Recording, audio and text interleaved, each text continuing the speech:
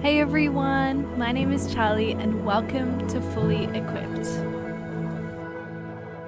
Today's chapter is full of stories that we also read in Mark, but they're also important to reread here.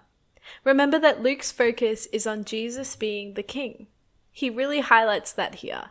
Jesus tells some parables about his kingdom and also performs some miracles which highlight his authority and power. First, we read about the women that went with Jesus.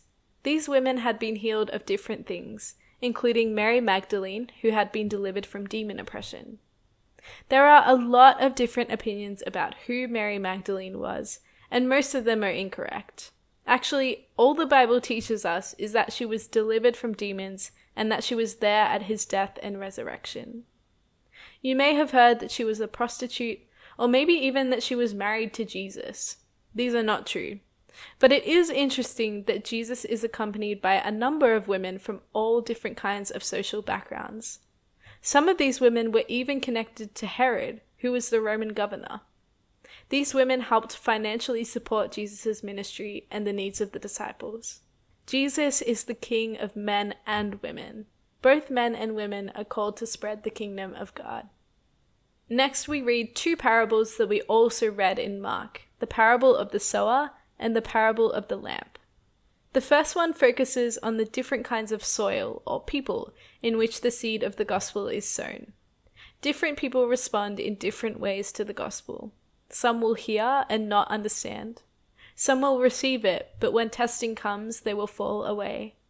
Some will be distracted by the pleasures of the world, but others will hear it and cling to it and bear fruit from it. And Jesus explains why he teaches in parables. For those who are hard-hearted, the parables will allow them to continue in their refusal to hear. For those who are humble and willing, the parables will help them believe. The second parable highlights the importance of proclaiming the gospel to others. Judgment is coming, and sharing the good news helps others to know their need for a savior. The point of Luke including these two parables of Jesus is to show that it's so important to hear and receive the gospel in our hearts. We're saved when we put our trust in the King, whether we're a Jew or a Gentile. And after we're saved, it's so important that we put our faith into action by proclaiming the word to other people and obeying what God calls us to do. We're living in what's called the age of tension, or the church age. Jesus has died and risen and ascended to heaven.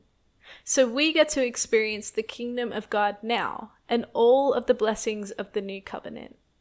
But the kingdom also hasn't fully come because we're still waiting for Jesus to return. That's why we call it the age of tension. So what do? We repent, preach the gospel, bear fruit, love others, worship God, grow in our faith in obedience to him, and wait for the day when Jesus returns again. Jesus later emphasizes who his true family is. He's not forsaking his earthly family. He's just making the point that we find real family in other believers. Being part of Jesus' family is not dependent on bloodline or being a Jew or anything like that. It's dependent on knowing him and being obedient to him. That's a really big theme in this chapter. Faith and then obedience. What's God calling you to do? Then we read about how Jesus calms the storm whilst he's on the boat.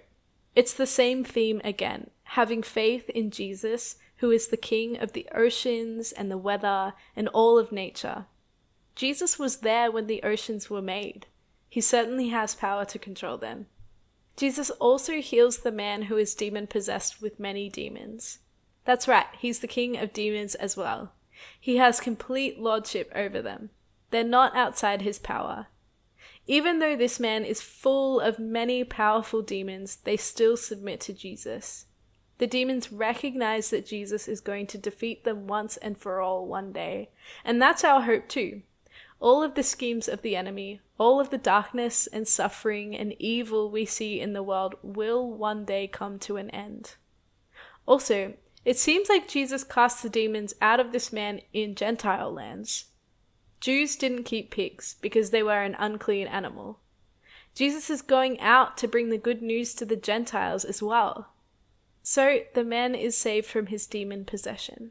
Whilst all the other people in the town are afraid of Jesus and superstitious of him, the healed man wants to go with Jesus.